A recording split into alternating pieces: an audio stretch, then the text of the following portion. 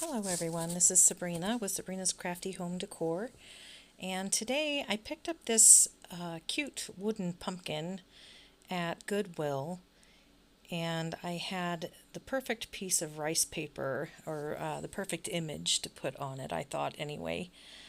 So I picked it up, and right now I'm giving it a good coat of Waverly Moss chalk paint I get from Walmart. And I'm just doing the front for now.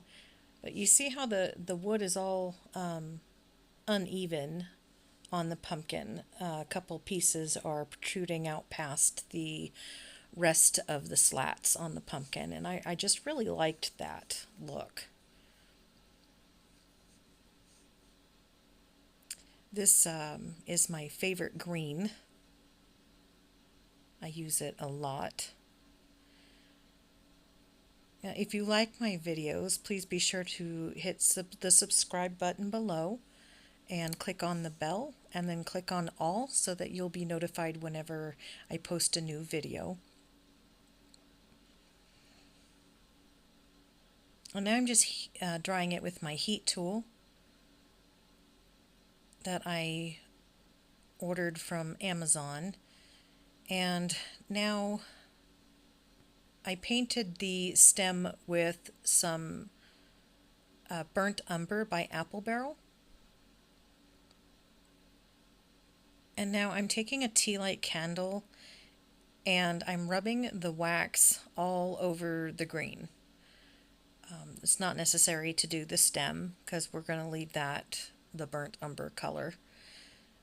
So just all around the edges and the front of our pumpkin here.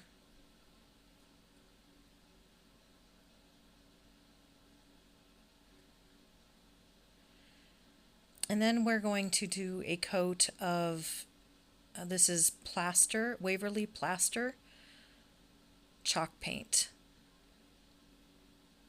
And I'm not doing a thick coat. We're going to chip a lot of that off anyway, so we want the chippy paint look, so it's not necessary to get full coverage.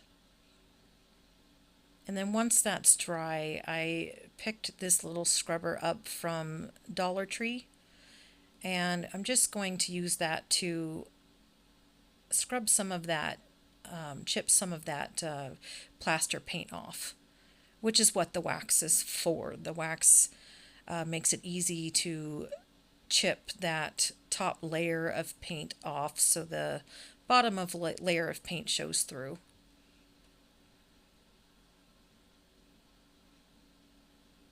Side note, you might want to paint the stem after you've already painted the rest. I did get some of that white paint on the stem and had to give it a second coat and paint over it.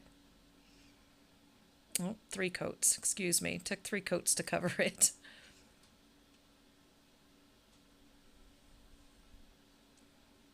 So now I'm going to take a thin paintbrush and some water, and I'm just going to wet all the way around where I want to tear the rice paper, the excess rice paper away from the image.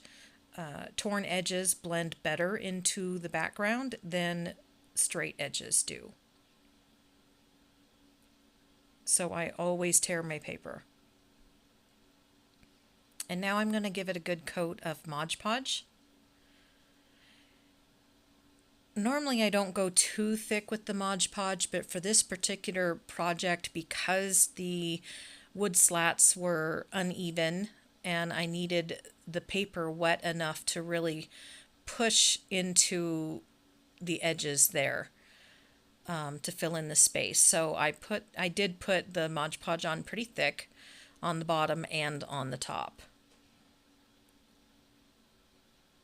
But in doing so, you have to be extra careful because the wetter your paper is, the easier it is to tear.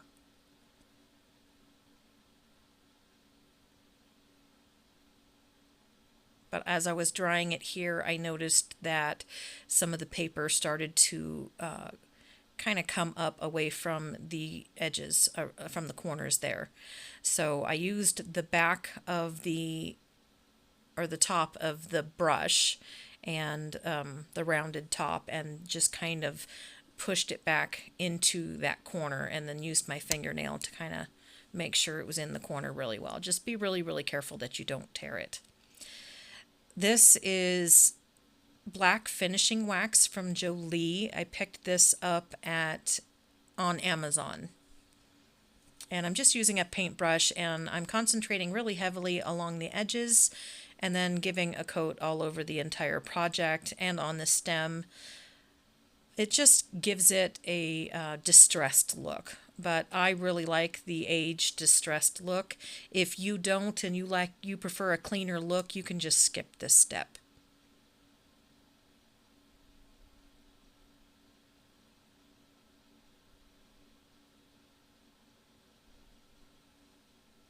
And just a side note, you won't see, but when the project is completely finished, I'll go back and I'll paint the back of the pumpkin with Burnt Umber by Apple Barrel, just because I like the entire project to look clean and finished. So this is that little, I don't even know what that is, that little twirly looking thing up there. That is, I picked that up from Goodwill. It was in a bag full of fall decor, like tiny little pumpkins and some dried nuts and those kinds of embellishments. So I'm not sure what that was, but I thought it looked really cute on the top of the pumpkin. So I hot glued that into place. And now this is some fabric. It's the, I picked it up at Hobby Lobby. And I just tore some strips off. It's the homespun fabric. And I tore it into strips, and I tied 2 strips to the top. And now I'm just kind of trying to fluff up the bow, but I realized I needed more loops. So I only have 4 loops here, so I'm going to tear 2 more strips and make another bow with 4 loops, but I'm going to hot glue them to the top of this one in the opposite direction, so that I will have a nice round bow with 8 loops. Right now I'm just trying to figure out what size I need my loops to be.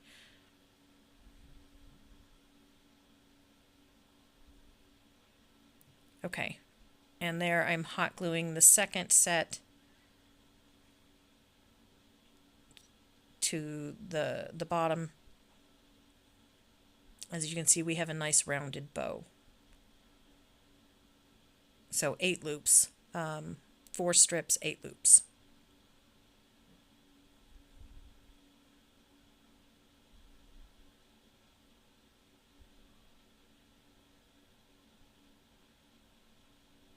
I'm sorry, I keep pulling it off screen. I have a very small work table, so it's kind of hard to keep it all on screen.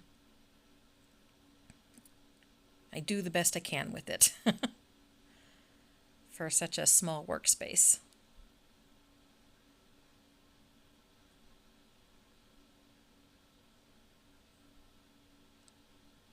And now I'm just kind of playing around with it, trying to decide what I want where. I think this leaf came from Dollar Tree, if I remember correctly. I've had this bag of leaves for quite a while. And this is some moss I picked up from Walmart.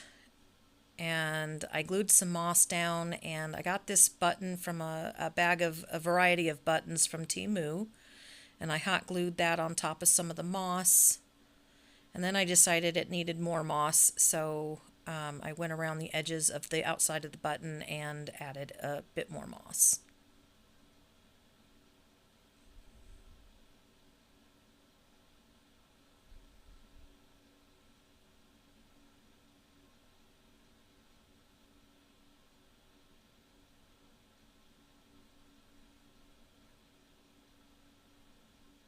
And here's our finished craft.